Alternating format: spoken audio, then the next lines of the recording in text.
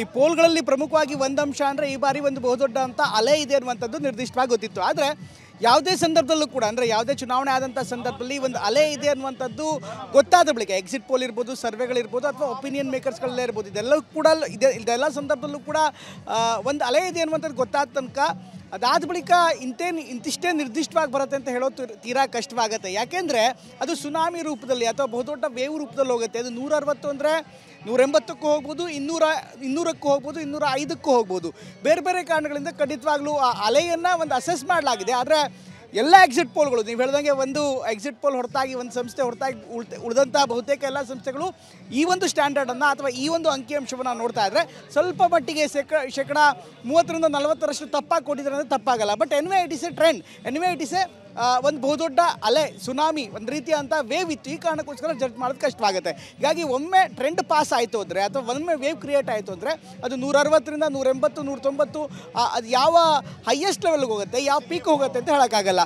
ಇನ್ನು BJP ಜೊತೆಗೆ JDU ವಿಶ್ಲೇಷಣೆ ಮಾಡೋದಾದ್ರೆ, ಈ ಒಂದು ಚುನಾವಣೆಯನ್ನು ವಿಶ್ಲೇಷಣೆ ಮಾಡೋದಾದರೆ ಇಲ್ಲಿ ಒಂದು ಪಾಸಿಟಿವ್ ವೋಟ್ ಬಗ್ಗೆ ನಾವು ಮಾತನಾಡಬೇಕಾಗತ್ತೆ, ಜೊತೆಗೆ ಒಂದು ನೆಗೆಟಿವ್ ಕ್ಯಾಂಪೇನ್ ಬಗ್ಗೆ ನಾವು ವೋಟ್ ಮಾಡಬೇಕಾಗತ್ತೆ, ಇನ್ಫ್ಯಾಕ್ಟ್ ನಾವು ಮಾತನಾಡಬೇಕಾಗತ್ತೆ. ಇನ್ನು JDU ಬಗ್ಗೆ ಮಾತನಾಡಿದ್ರೆ ಸಾಮಾನ್ಯವಾಗಿ ಒಂದು ಆ್ಯಂಟಿ ಇನ್ಕಂಬೆನ್ಸಿ ಬಗ್ಗೆ ಬಹುದೊಡ್ಡ ಚರ್ಚೆ ಆಗಿದೆ. ಇವತ್ತಿನ ಬೆಳಗಿನ ಚರ್ಚೆಯಲ್ಲೂ ಕೂಡ ನಮ್ಮ ಸ್ಟುಡಿಯೋದಲ್ಲಿ ಸಾಕಷ್ಟು ರೀತಿಯಲ್ಲಿ ವಿಶ್ಲೇಷಣೆ ಮಾಡಲಾಗಿದೆ. ಆದರೆ ನೀವು ಹಿಂದಿ ಬೆಲ್ಟ್ಗಳಲ್ಲಿ ತೆಗೆದುಕೊಂಡು ನೋಡಿ, ಹಿಂದಿ ಬೆಲ್ಟ್ಗಳಲ್ಲಿ ಆ್ಯಂಟಿ ಇನ್ಕಂಬೆನ್ಸಿನ ಪ್ರೋ ಇನ್ಕಂಬೆನ್ಸಿಯಾಗಿ ಕನ್ವರ್ಟ್ ಮಾಡುವಂಥ ಒಂದು ವಿಶೇಷತೆ BJP ಮೊದಲಿಂದಲೂ ಕೂಡ ಹೊಂದಿದೆ.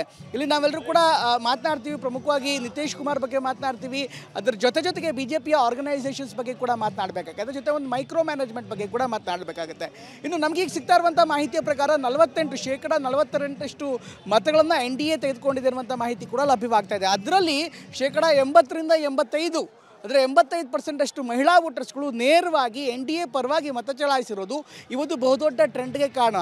ಬಿಹಾರದ 13 ಕೋಟಿ ಜನತೆಯಲ್ಲಿ ಹತ್ತತ್ರ 60% ಮತದಾನವಾಗಿದೆ ಅನ್ನುವಂಥ ಮಾಹಿತಿ ಲಭ್ಯವಾಗ್ತಾ ಇದೆ. 60ರಿಂದ 67 ನಡುವೆ ಮತದಾನ ಆಗಿದೆ. ಅದರಲ್ಲಿ 8 ಕೋಟಿ ಜನರಲ್ಲಿ 2.5 ಕೋಟಿ ನೇರವಾದಂಥ ಡಾಟಾ, ಅಂದರೆ ಈಗ ಜೀವಿಕಾ ದೀದಿ ಅಂತ ಏನು ಕರಿತೀವಿ, 1,27,00,000 ಮಹಿಳೆಯರಿಗೆ ನೇರವಾಗಿ ಅವರ ಅಕೌಂಟಿಗೆ ಹೋಗಿದೆ. ಜೊತೆಗೆ ಮತ್ತೊಂದು ವೆರಿ ಇಂಪಾರ್ಟೆಂಟ್ ರೇಮನ್, ನಾವು ಮಾತನಾಡಬೇಕಾದಂಥ ಸಂದರ್ಭದಲ್ಲಿ ಬಿಹಾರವನ್ನು ಜಾತಿ ಸಮೀಕರಣದಲ್ಲಿ ನೋಡ್ತೀವಿ, ಬಿಹಾರವನ್ನು ಜಾತಿ ಆಧಾರದಲ್ಲಿ ನಾವು ಕ್ಯಾಲ್ಕುಲೇಟ್ ಮಾಡ್ತೀವಿ. ಆದರೆ ಈ ಬಾರಿಯ ಚುನಾವಣೆಯ ವಿಶೇಷ ಅಂದರೆ ಎಲ್ಲೆಲ್ಲಿ ಮುಸ್ಲಿಂ ಡಾಮಿನೆನ್ಸ್ ಇದೆ, ಎಲ್ಲೆಲ್ಲಿ ಯಾದವ ಕಮ್ಯುನಿಟಿಯ ಡಾಮಿನೆನ್ಸ್ ಇದೆ, ಈ ರೀತಿಯಂಥ ಯಾದವ ಮುಸ್ಲಿಂ ಡಾಮಿನೆನ್ಸ್ ಇರುವಂಥ ಭಾಗದಲ್ಲೂ ಕೂಡ NDA ಹೆಚ್ಚಿನ ಮತವನ್ನು ಈಗ ಪಡೆದಿರುವಂಥ ನಿಜಕ್ಕೂ ಕೂಡ ವಿಶೇಷ. ಹತ್ತತ್ರ 40 ಸೀಟ್ ಆ ರೀತಿಯಾದಂಥ ಇದೆ. ಅಲ್ಲಿ ಮುಸ್ಲಿಮರು ಶೇಕಡ 30ಕ್ಕಿಂತ ಹೆಚ್ಚಿದ್ದಾರೆ. ಜೊತೆಗೆ ಮುಸ್ಲಿಂ ಮತ್ತು ಯಾದವರನ್ನು ಕಂಪೇರ್ ಮಾಡಿದ್ರೆ ಅಥವಾ ಇಬ್ಬರನ್ನೂ ಕೂಡ ಒಗ್ಗೂಡಿಸಿದ್ರೆ ಶೇಕಡ 45ಕ್ಕಿಂತ ಹೆಚ್ಚು ಬರುವಂಥ 70ಕ್ಕೂ ಹೆಚ್ಚು ಸೀಟ್ಗಳಿದೆ. ಅಲ್ಲೂ ಕೂಡ BJP ಬಂದಿದೆ. ಅಂದರೆ ಈ ಜೀವಿಕಾ ದೀದಿಯ ಎಫೆಕ್ಟ್ ಹೇಗಿದೆ ಅಂದರೆ ಜಾತಿಯನ್ನು ಹೊರತಾಗೂ ಕೂಡ ಅವರಿಗೆ ಮತ ಬಂದಿರುವಂಥದ್ದು ಒಂದು ಪ್ರಮುಖವಾದಂಥ ಉದಾಹರಣೆ. ಇದ್ರ ಜೊತೆಗೆ ಮತ್ತೊಂದು ಕ್ರೆಡಿಬಿಲಿಟಿ ವಿಚಾರ ಅಂದರೆ ಪ್ರಧಾನಮಂತ್ರಿ ನರೇಂದ್ರ ಮೋದಿಯವರ ನಾಯಕತ್ವ ಜೊತೆಗೆ ಅವರ ಪರ್ಫಾರ್ಮೆನ್ಸನ್ನು ಬಿಹಾರ ನೆಲದಲ್ಲಿ ಟೆಸ್ಟ್ ಮಾಡಿರುವಂಥದ್ದು, ಅದ್ರ ಜೊತೆಗೆ ಅವ್ರು ಹೇಳುವಂಥ ಮಾತನ್ನು ಈ ಭಾಗದ ಜನ ಖಂಡಿತವಾಗ್ಲೂ ದೃಢವಾಗಿ ನಂಬ್ತಾರೆ. ಅವರ ವಿರುದ್ಧವಾಗಿ ಯಾರು ಮಾತನಾಡ್ತಿದ್ದಾರೆ, ಅವ್ರು ಹೇಳುವಂಥ ಹೇಳಿಕೆಗಳು, ಅವ್ರು ಕೊಡುವಂಥ ಆಧಾರಗಳು ಅಥವಾ ಅವ್ರು ಹೇಳುವಂಥ ವಿಚಾರಗಳು ಅಷ್ಟು ಕನ್ವಿನ್ಸಿಂಗ್ ಆಗಿಲ್ಲ. ಉದಾಹರಣೆಗೆ ರಾಹುಲ್ ಗಾಂಧಿಯವರು ವೋಟ್ ಚೋರಿ ಬಗ್ಗೆ ಮಾತನಾಡೋರು. ಆದರೆ ಬಿಹಾರದಲ್ಲಿ ಬೇಟಿ ಚೋರಿ ಆಗ್ತಾ ಇದೆ, ಮಾ ಬೇನಕ್ಕ ಚೋರಿ ಆಗ್ತಾ ಇದೆ ಅಂತ ನೇರವಾಗಿ ಅವ್ರು ಹೇಳ್ತಾರೆ. ನಮ್ಮನೆ ಹೆಣ್ಮಕ್ಳನ್ನೇ ಕಳ್ತನ ಮಾಡ್ತಿದ್ದಾರೆ, ನಮ್ಮ ಹಣವನ್ನೇ ಕಳ್ತನ ಮಾಡ್ತಿದ್ದಾರೆ. ಇಂಥ ಸಂದರ್ಭದಲ್ಲಿ ಮತಗಳತನ ಅನ್ನುವಂಥದ್ದು ಅವರಿಗೆ ಕನೆಕ್ಟ್ ಆಗುವಂಥ ವಿಚಾರ ಅಲ್ಲ.